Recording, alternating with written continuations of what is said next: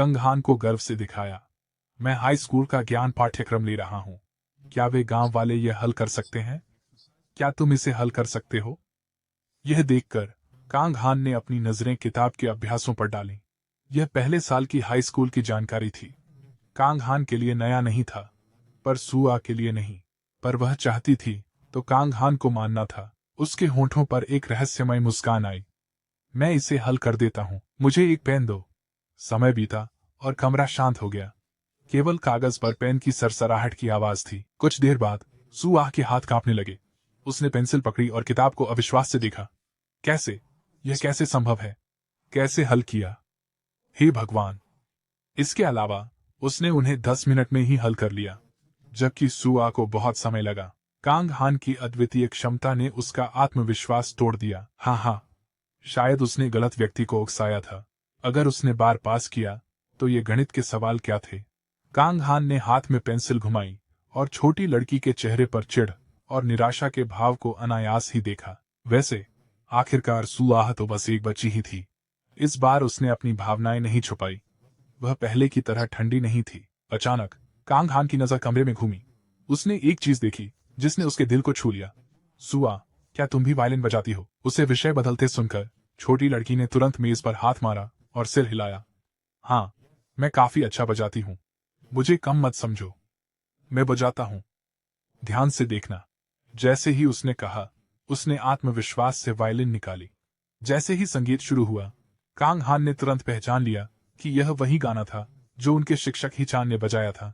Vivaldi के 4 मौसमों में से तीसरा मूवमेंट, विंटर। इस धुन को फिर से सुनकर कांग हान के दिल में हलचल मच गई। यह तो संयोग है ना? यह और भी अच्छा है। यह बच्ची बेहतर बजाती है। यह स्थान ताजगी से भर गया। सभी चिंताएं मिट गईं। यह 11 साल के बच्चे के स्तर से कहीं अधिक का प्रदर्शन था। लड़की की छोटी उंगलियों के कारण धुन कभी कभी लड़खड़ा जाती थी, लेकिन उसकी गर्माहट पूरी तरह से बरकरार थी। एक भी गलती नहीं। फिर भी यह सही तरीका नहीं था। संगीत और अपनी सोच में खोए हुए कांग हान अचानक चौंक गए जब सुआह ने बजाना बंद किया। खांसी, मेरे बजाने के बारे में क्या सोचते हो? उस सवाल को सुनकर कांग हान ने बिना देर किए तालियां बजाईं और दिल से तारीफ की। यह शानदार था। तुमने बहुत अच्छा बजाया। प्रशंसा सुनते ही सुआ खुशी से उछलने कूदने लगी। उसकी आंखों में चमक आ गई। सचमुच? हो। मैंने बहुत मेहनत की ताकि मेरे शिक्षक निराश न हो। इस मौके का फायदा उठाते हुए कांग हान ने कहा, लेकिन सुआ, मुझे भी यह धुन बहुत पसंद है। पर क्यों न तुम किसी और धुन का अभ्यास करो? मैंने कभी गलती नहीं की और सब कुछ ठीक लगता है। मेरे शिक्षक भी कहते हैं। लड़की की चिंतित और भ्रमित अभिव्यक्ति को देखते हुए कांग हान ने जल्दी से उसे आश्वस्त किया। ठीक है, शांत हो जाओ। तुम बहुत अच्छा बजाते हो। पर तुम सच में अच्छा बजाती हो। लेकिन अगर आप ऐसा टुकड़ा बजाते रहेंगे जो आपके लिए ठीक नहीं है, तो बुरी आदतें बन जाएंगी। कांग हान नहीं जानता था कि उसे कैसे समझाए। लेकिन 1 मिनट रुको, मैंने अब तक ऐसा क्यों नहीं सोचा? कांग हान चकित था। उसने अपने पुनर्जन्म के बाद से अपनी भावनाओं और विचारों में अजीबता महसूस की। तब उन्होंने शिक्षक ही चांद से कुछ बातें कहीं जो उन्हें नहीं पता होनी चाहिए थी, जैसे उनके बजाने की समझ और हाथ की चोट। सुआह की आवाज ने कांग हान के विचारों को रोक दिया। अरे, क्या तुम भी वायलिन बजाना जानते हो? मुझे दिखाओ। चलो, जल्दी करो। इससे पहले कि वह समझ पाता, सुआह ने वायलिन उसके हाथों में थमा दिया और कहा, इसे बजाओ। कांग हान मना करना चाहता था, क्योंकि बहुत समय हो गया था। वायलिन जिसे वह लगभग भूल चुका था। जैसे ही उसका हाथ वाद्य यंत्र को छूता है, कुछ चमत्कारी हुआ। मानो वसंत की बारिश सूखी धरती को भिगो रही हो। उसके शरीर में एक अनजानी भावना समा गई। वह अनायास ही कांप उठा। यह कैसा एहसास है? कांग हान का दिल तेज धड़कने लगा। उसका मन अब बिल्कुल साफ था। अब इस क्षण में वायलिन सीखने की धुंधली दूर की स्मृतियां भी स्पष्ट हो गईं। ऐसा लगा जैसे वायलिन खुद उसे बजाने के लिए प्रेरित कर रहा हो। बजाओ। उसकी चेतना की गहराई से आवाज आई और सफेद हिरण फिर से प्रकट हुआ। बजाओ मेरे साथी, और चिंता मत करो। तारा, मैं हमेशा तुम्हारे साथ हूँ। तारा आत्मा धड़कन के साथ मिलकर वास्तविकता का संगीत बजा रही है। उसे समय का पता नहीं चला। संगीत रुका। 2 हाका वायलिन शिक्षक दरवाजे पर आया। उसे देखते ही कांग हान के अभिवादन से पहले ही 2 हाथ तुरंत दौड़ पड़ी। लड़की ने अपनी शिक्षिका का हाथ पकड़ा, उसे ऊपर खींच लिया। शिक्षिका हैरान रह गई। क्या हुआ? 2 हाथ? इतनी जल्दी क्या है? धीरे करो। दोहा ने अपनी शीट म्यूजिक निकाली और गंभीर स्वर में कहा, आज हम द फोर सीजन्स के विंटर के तीसरे मूवमेंट का अभ्यास जारी रखेंगे। दोपहर चेयरमैन कांग जून के घर पर बिताने के बाद कांग हान और उनके दादा शाम होते ही निकल गए। कार में उसके दादाजी ने अचानक एक अजीब सा सवाल पूछा, कांग हान, तुम अपने दादा को किस तरह का व्यक्ति मानते हो? कांग हान समझ नहीं पा रहा था कि यह सवाल क्यों पूछा गया। अपने दादा की मुस्कान देखकर उन्होंने गंभीरता से सोचा, वे किस तरह के व्यक्ति हैं? अपने पिछले जीवन में उसके दादा ने अपनी अयोग्य संतान को कंपनी संभालते देखा, जिससे डोंगचू केमिकल्स का तेजी से दिवालियापन हो गया। उसके मन में एक ख्याल आया और उसकी आवाज कार के बंद माहौल में गूंज उठी, दादा एक बहुत ही दयालु व्यक्ति हैं। चेयरमैन अपने पोते की टिप्पणी से हैरान रह गए। शायद पहले किसी ने उनकी इतनी प्रशंसा नहीं की थी। वह थोड़े असहज हो गए। अपनी झिझक छिपाने के लिए खांसी का बहाना किया। विषय बदलते हुए, ओह सही कहा, मुझे वायलिन सुनाई दी। हाँ, दोहा वायलिन बजाती है, उसने मुझे बताया। वायलिन का जिक्र करते हुए कांग हान सोचने लगा, यह सब क्या था? वह सच में हैरान था। अपने पिछले जीवन में उसने थोड़े समय के लिए वायलिन सीखा था। काम और मुकदमों से जूझते हुए बिताए गए लंबे वर्षों ने उनके मन को अवकाश नहीं दिया था। सही मुद्रा में खड़ा होना भी मुश्किल था। संगीत पढ़ना तो दूर की बात है। फिर अभी जब उसने वायलिन छुआ तो उसका शरीर स्वाभाविक रूप से चलने लगा। जैसे ही धनुष ने तारों को छुआ, कांग हान का दिल कांप उठा। उसने एक ठंडी बर्फीली सतह पर उड़ते पक्षी जैसी धुन बजाई। वह पक्षी पंख फैला रहा था, तूफान से दौड़ की तैयारी कर रहा था। एक बर्फीला तूफान आया और जब दुनिया बर्फ और बर्फ से ढक गई तो धुन बदल गई। यह मधुर हो गया, जैसे किसी देवदूत का गीत। यह एक अद्भुत अवर्णनीय धुन थी जो सभी सीमाओं को पार कर रही थी। कांग हान की आत्मा वायलिन में डूबी थी। इस क्षण में वह सच में एक वायलिन वादक बन गया था, न कि केवल एक बच्चा या एक बच्चे की आत्मा वाला वयस्क। उस धुन को सुनकर दोहा की आंखें चौड़ी हो गईं। उसका मुंह आश्चर्य से खुला रह गया। जब कांग हान ने उसकी अभिव्यक्ति देखी तो वह भी चौंक गया। उसकी भावनाएं जल्दी ही आश्चर्य और उलझन से हल्की शर्मिंदगी में बदल गईं और धुन अचानक रुक गई। कार में बैठे हुए उस घटना को याद करते हुए उसके हाथ कांप रहे थे। उसे समझ नहीं आया कि क्या हुआ। उसका शरीर अभी भी धुन से गूंज रहा था। उस जादुई एहसास के साथ, क्या फिर से वायलिन बजाऊं? क्या मुझे बजाना चाहिए? विचारों में खोए कांग हान ने अस्त होते सूर्य को निहारा। अचानक उनके दादा की आवाज ने उन्हें वास्तविकता में ला दिया। अरे कांग हान, क्या तुम्हें पता है कि मैं क्या करता हूँ? हाँ, यह रासायनिक उद्योग है ना दादाजी? SAUK ने मुझे बताया कि आप डोंगचू केमिकल्स के अध्यक्ष हैं। उन्होंने मासूमियत से जवाब दिया। अंदर ही अंदर बोले, माफ करना साउक, तुम्हारा नाम इस्तेमाल किया। हाँ, तो तुम रासायनिक उद्योग के बारे में क्या सोचते हो? दादाजी का एक और सवाल। इस सवाल ने कांग हान को सोच में डाल दिया। यह बच्चे के लिए एक कठिन सवाल था। उनकी उम्र के बच्चों को रसायन की समझ नहीं होती। उनके दादा ने उन्हें जल्दी नहीं की, धैर्यपूर्वक इंतजार किया। उन्होंने यह सवाल कुछ परखने के लिए पूछा। डोंगचू केमिकल्स ने साबुन बनाने के कारखाने से शुरुआत की थी। अब यह कपड़े धोने के डिटर्जेंट और पौधों के विकास के लिए रसायन बनाता है। यह क्षेत्र अभी भी नवजात था। भविष्य में रासायनिक उद्योगों के विकास की तुलना में नई तकनीकें और रसायन विज्ञान सूचना प्रौद्योगिकी उद्योग की बुनियाद बनेंगी। आधुनिक समाज में जबरदस्त प्रगति होगी। दादाजी, रसायन विज्ञान भविष्य के उद्योगों के लिए एक महत्वपूर्ण सामग्री होगी। अपने पोते का उत्तर सुनकर दादाजी ने उसे चुपचाप बहुत देर तक देखा। कांग हान उसके चेहरे से नहीं समझ पाया, वह उत्तर से संतुष्ट था या नहीं। भविष्य की उद्योग के लिए जरूरी सामग्री है। थोड़ी देर कार में बिताने के बाद वे घर पहुंचे और कार गेट पर आकर रुकी। ड्राइवर ने उनके दादा के लिए दरवाजा खोला। वह अभी भी सोच में डूबे हुए थे। गेट से कुछ कदम चलने के बाद वह अचानक कांग हान की ओर मुड़े। कभी बाहर खाना खाने चलेंगे? कांग हान ने आश्चर्य से पूछा। बाहर? उसे लगा यह साधारण भोजन होगा, लेकिन दादाजी के अगले शब्दों ने उसे चौंका दिया। चेयरमैन कांग जून एक पार्टी देंगे, तुम्हारी उम्र के बच्चे भी होंगे। अरे, एक चेयरमैन कांग जून ही काफी हैं, और अब वहां बहुत सारे कांग्लोमरेट बच्चे भी होंगे। यह पार्टी निगलना आसान नहीं होगा। रुको, क्या इसे समूहों के लिए 3 पीढ़ी पार्टी माना जा सकता है? कांग हान ने अपनी यादों से संबंधित जानकारी को याद करते हुए सोचा। 90 के दशक में समूहों के बीच के रिश्ते बहुत करीबी थे।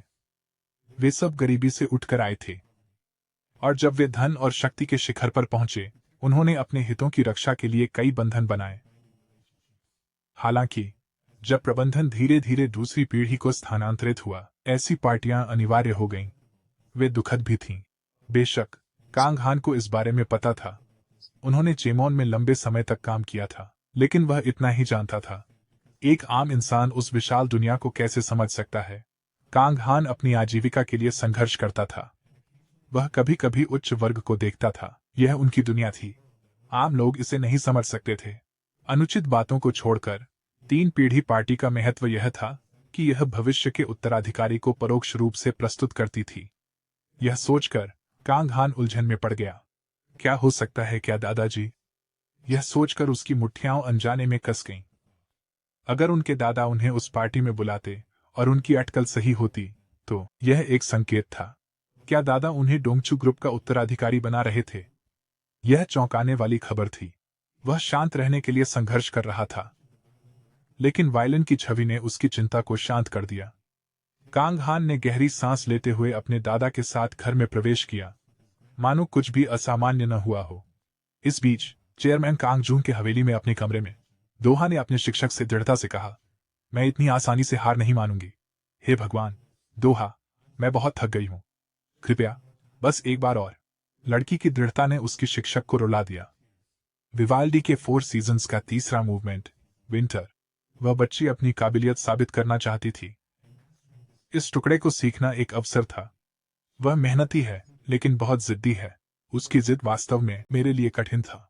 वह बहुत अच्छा कर रही है, लेकिन दूहा, तुम्हें मेरा खेल पसंद नहीं। अपने शिक्षक के चिंतित चेहरे को देख दूहा ने हिचकिचाते हुए सिर हिलाया। ऐसा नहीं है, तुम बहुत अच्छा बजाते हो, तुम बर्फ लाते हो। लेकिन वह शिक्षक लड़की की उलझन से हैरान था। उसने अभी वह का जिक्र किया। यह अजीब है। मुझे याद है कि दूहा अकेली संतान थी। वह किसकी बात कर रही है? अगली सुबह उन्होंने फिर से एक साथ नाश्ता किया। सुप्रभात दादा, क्या आपने रात को अच्छी नींद ली? दादा मुस्कुराते हुए खाने की मेज की तरफ चले गए। मैं ठीक हूँ, जल्दी से बैठ जाऊं। कांग हान सयूक के पास बैठा और अभिवादन में सिर हिलाया। अरे, कितने दिनों बाद मिल रहे हैं। कांग हान की नजरों से सयूक असहज था और जल्दी से नजरें हटा ली। उस दिन के बाद से वह कांग हान की ओर नहीं देख सका। वह सबको कैसे धोखा दे सकता था? आखिरकार वह सिर्फ एक गुंडा था। सबके बैठने के बाद उनकी चाची रसोई से बाहर आईं और दादा की खूब सेवा करने लगी।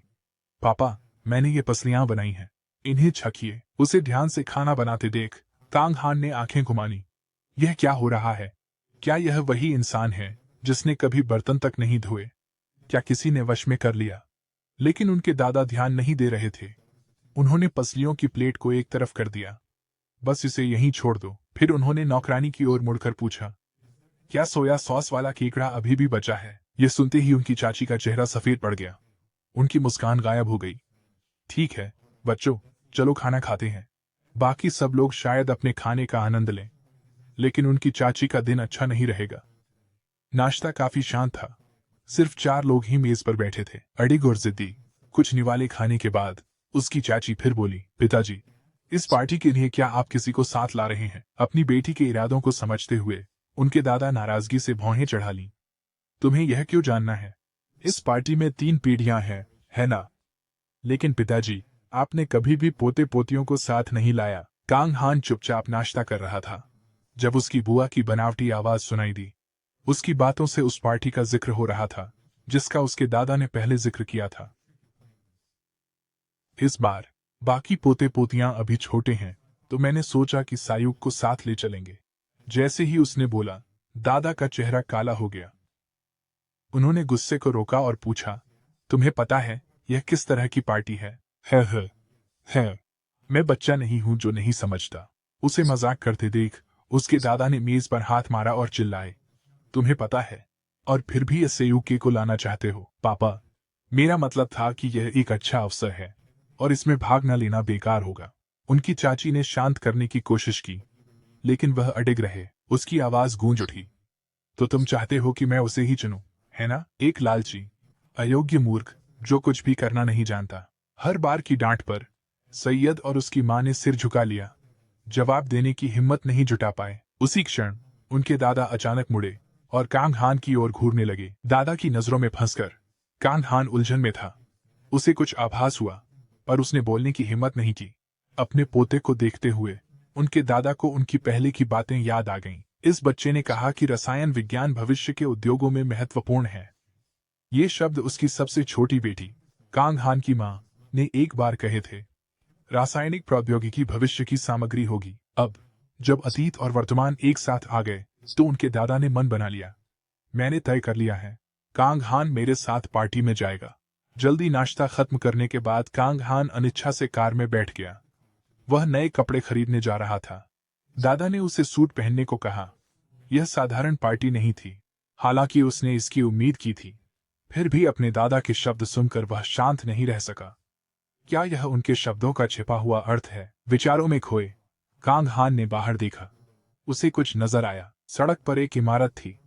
वह जानी पहचानी लगी। नहीं, कहना चाहिए कि यह उनके पिछले जीवन से बहुत परिचित था। चौराहे पर भीड़ के बीच वे पुरानी यादें फिर से उभर आईं, जिन्हें वह कभी नहीं भुला सका। यह उसके पिछले जीवन का अस्थायी अध्ययन कक्ष था, जहां उसने काफी समय बिताया था।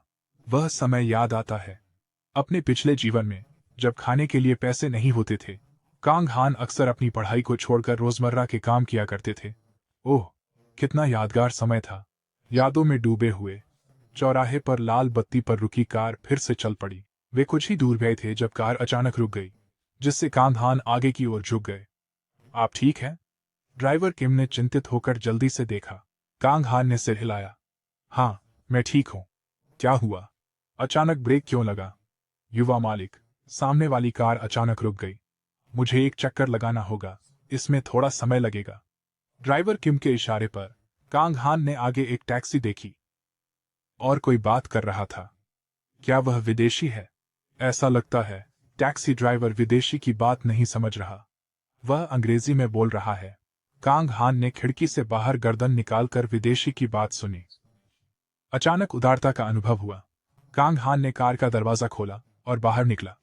ड्राइवर, एक पल रुको, मैं अभी वापस आता हूँ। फिर वह विदेशी के पास गया और धारा प्रवाह अंग्रेजी में बोला, नमस्ते, क्या मैं आपकी मदद कर सकता हूँ? कुछ समय बाद कांग हान की गाड़ी फिर से चली। अब विदेशी उनके साथ पीछे की सीट पर बैठा था। वे अंग्रेजी में बात कर रहे थे। उस व्यक्ति ने स्थिति समझाई। आपने ड्राइवर से आपको शिला होटल ले जाने को कहा था, लेकिन उसने गलत समझकर आपको शिनलिम ले आया। हाँ, और मैं अपना बटुआ भी खो चुका हूँ। ये घटनाएं बहुत दुर्भाग्यपूर्ण रही हैं। शुक्र है आपसे मिला, आप अच्छे इंसान हैं। अब मैं ठीक हूँ। बहुत बहुत धन्यवाद। विदेशी ने कांग हान से हाथ मिलाया। उसके चेहरे पर मुस्कान थी। थोड़ी देर बात करने के बाद कांग हान ने पूछा, क्या आप कोरिया में पर्यटन के लिए आए हैं? नहीं, मैं यहाँ व्यापार के लिए हूँ। यह सुनकर कांग हान और भी हैरान रह गया। तो क्या उसके व्यापारिक साथी ने उसकी व्यवस्था नहीं की थी? मैं यहाँ व्यापार के लिए आया हूँ, लेकिन कुछ घूमना भी चाहता था, इसलिए मैं एक सप्ताह पहले ही आ गया। तो यही वजह थी। लगता है उसे यात्रा पसंद है। अंग्रेजी बोलने वाले को पाकर विदेशी उत्साहित हो गया। उसने कांग हान से बात जारी रखी। मुझे यात्रा पसंद है।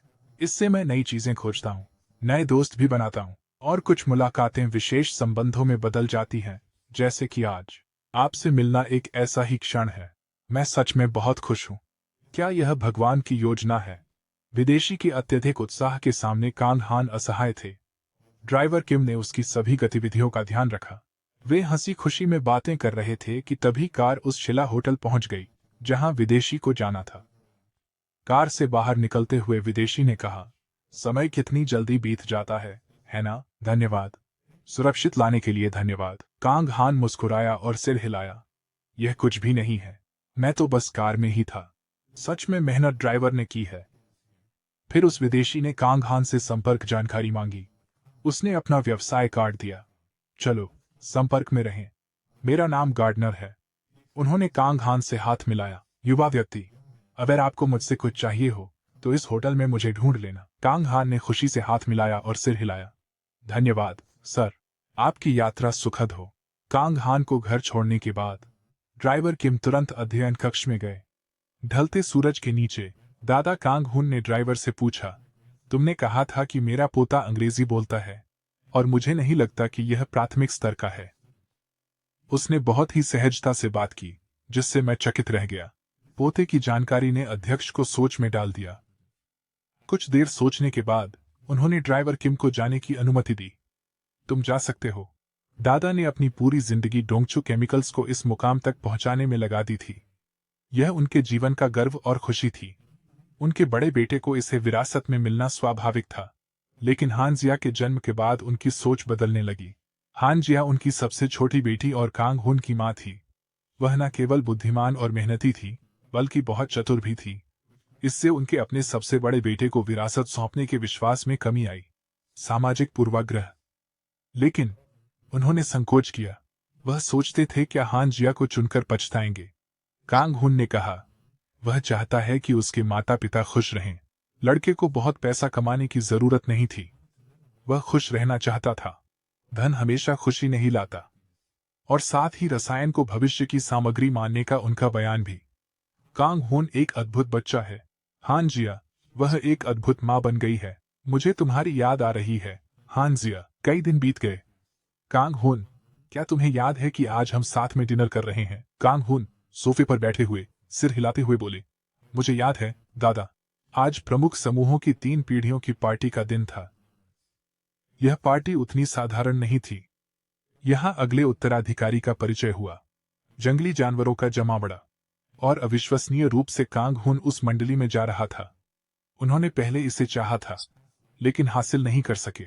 इस जीवन में वह नहीं चाहता था, फिर भी मिल गया। अचानक दादा के अगले शब्दों ने कांग हुन को पानी में घुटा दिया। और तुम पार्टी में जाने से पहले मेरे साथ कंपनी भी चलोगे? क्यों? तुम इतने हैरान क्यों हो रहे हो? पोते की प्रतिक्रिया देखकर दादा हंसे। क्या तुम्हें याद है तुमने पहले क्या कहा था कि भविष्य में रसायन महत्वपूर्ण होगा? मैं हैरान था कि आपको रसायन में दिलचस्पी थी। अगर मुझे पता होता तो मैं तुम्हें पहले ही कंपनी ले गया होता। मुस्कुराते हुए लड़के ने आह भरी।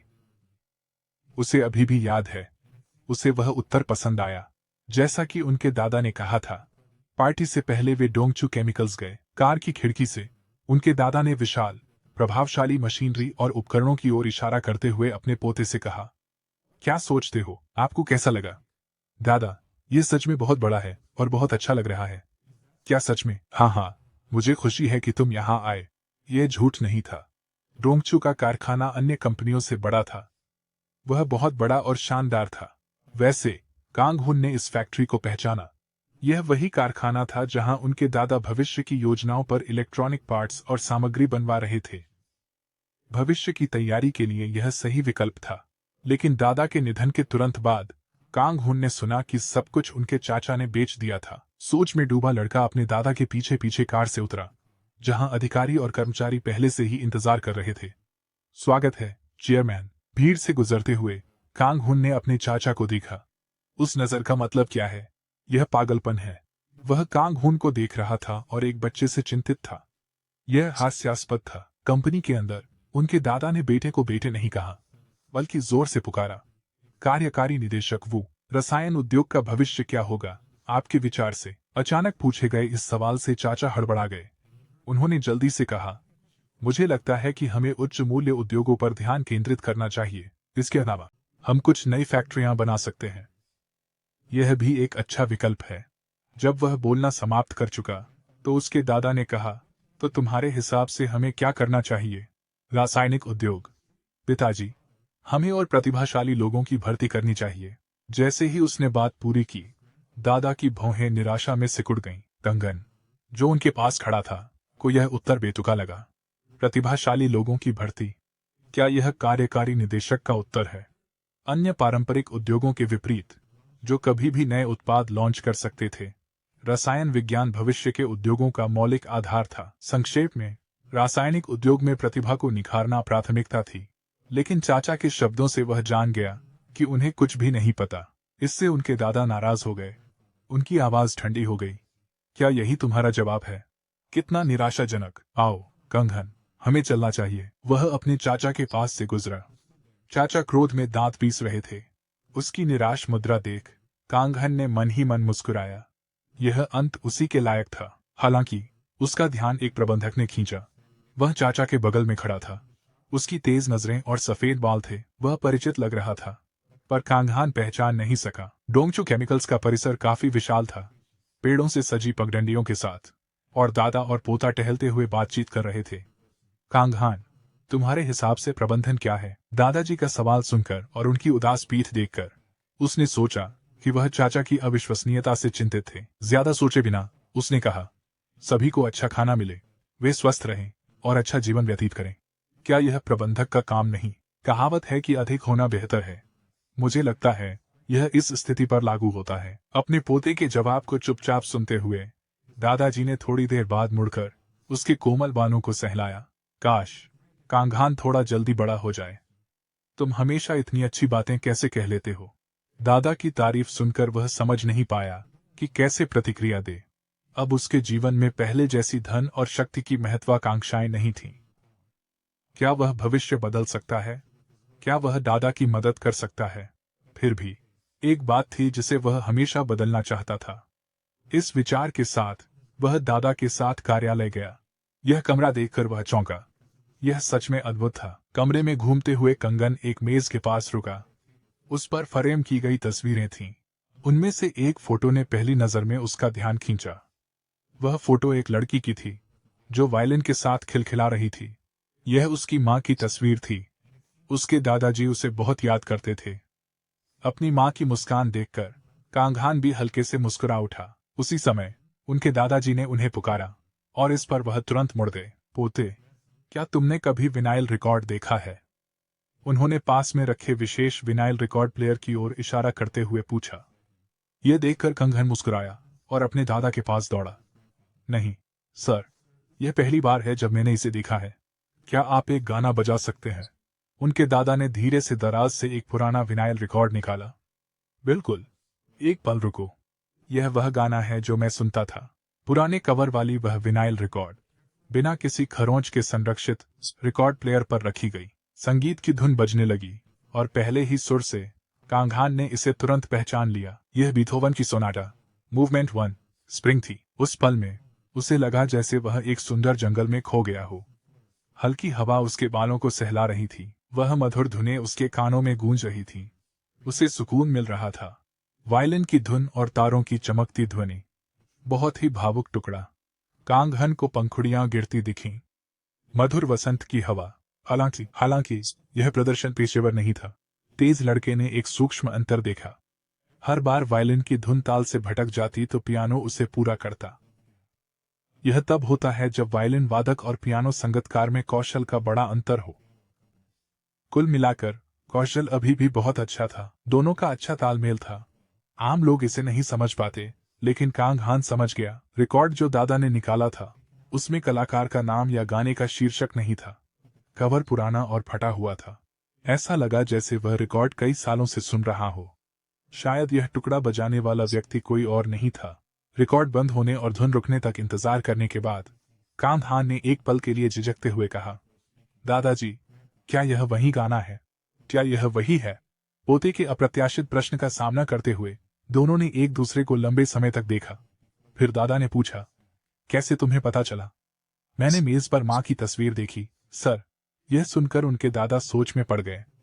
क्या वह तस्वीर हानजिया की थी? फिर भी जो प्रदर्शन उन्होंने सुना उसे हानजिया ने ध्यान से रिकॉर्ड किया था। जब उन्होंने यह बजाया तो उनके प्रशिक्षक ने उनकी बहुत प्रशंसा की और उस समय हानजिया वास्तव में खुश थी। लेकिन क्या लड़का एक बार सुनकर समझ सकता है? शौकिया और पेशेवर का फर्क। उनके मन में एक ख्याल आया और उसे पक्का करने के लिए उनके दादा ने एक और विनाइल रिकॉर्ड ढूंढने का निश्चय किया। आइए अब इसे सुनते हैं। तेजी से जैसे ही विनाइल घूमा, एक और धुन बजने लगी। कांगहान ने अपनी आंखें मूंद ली और इस अद्भुत धुन को सुनने में खो गए। अजीब बात है, हर बार जब वह संगीत सुनता उसकी आत्मा शांति महसूस करती। लड़के की बंद आंखें अचानक खुल गईं। उसने सुना, यह उसकी माँ के पहले टुकड़े से अलग था। यह एक निरंतर मधुर धुन थी जो वसंत के फूलों की खुशबू से भरी हुई थी। एक शानदार प्रदर्शन, कोई कमी नहीं थी। कलाकार ने इसे पूरी तरह समझा। पियानो की ताल का अनुसरण करना बहुत आसान था। अद्भुत, जैसे वे एक दूसरे से जीवन के अंत तक मीठी बातें कर रहे हों। वास्तव में एक अद्भुत वायलिन वादक। सर, क्या यह सब है? और कुछ दादा? उसने और पूछा। यह सुनकर कांग हान कुछ क्षणों के लिए निशब्द हो गया। विनाइल रिकॉर्ड का प्रदर्शन इतना संपूर्ण था कि कुछ कहने को नहीं बचा। अचानक कुछ याद करके उसने कहा, आप इस रिकॉर्डिंग को अक्सर नहीं सुनते, है ना सर? मैंने देखा कि सुर थोड़े कम है। शायद नमी के कारण बदलाव हुआ है। मौसम पूर्वानुमान ने यह भी कहा कि इस साल सामान्य से अधिक गर्मी है। कांग हान ने बिना ध्यान दिए अपने दादा की पुतलियों के हल्के फैलने पर ये शब्द कहे। फिर एक उलझन भरी अभिव्यक्ति के साथ उनके दादा ने टर्नटेबल पर रखे रिकॉर्ड की ओर देखा। वह शास्त्रीय संगीत का नियमित श्रोता रहा था, लेकिन उसने इस पर कभी ध्यान नहीं दिया। क्या लड़के की ध्वनि को सुनने की क्षमता साधारण लोगों से अलग थी? थोड़ी ही देर बाद उनके दूसरे चाचा, जो उपाध्यक्ष भी थे, आए और उनके दादाजी के सामने नतमस्तक हुए। अचानक उन्होंने कांग हान से पूछा, क्या तुम मेरे साथ चलना चाहोगे? उससे पहले कि वह कुछ कह पाता, दादा ने जवाब दिया, कांग हान को आज अपने पिता के साथ जाना है, इसलिए वह यहीं रहेगा। तुरंत ही उनके चाचा ने चौंकते हुए कहा, क्या? कहीं कांग हान सचमुच उस पार्टी में जाएगा? दादा अपनी सीट पर बैठे। उन्होंने ठंडे स्वर में पूछा, क्या तुम्हारे पिता मजाक कर रहे हैं? पिताजी, वह जगह ऐसी नहीं है, वहां कोई भी यूं ही नहीं जा सकता। मैं अपने बड़े भाई के पक्ष में हूं। वह सबसे बड़ा बेटा है, लेकिन हानजिया अलग है। पिताजी उम्मीद करते हैं कि हानजिया लौट आए। 10 साल से उसने हमसे संपर्क नहीं किया। अब उसे कंपनी के मामलों में रुचि आ रही है। क्या वह बच्चे को साधन नहीं मान रही? पिताजी, उनके चाचा के शब्द सुनकर दादा बहुत नाराज हो गए।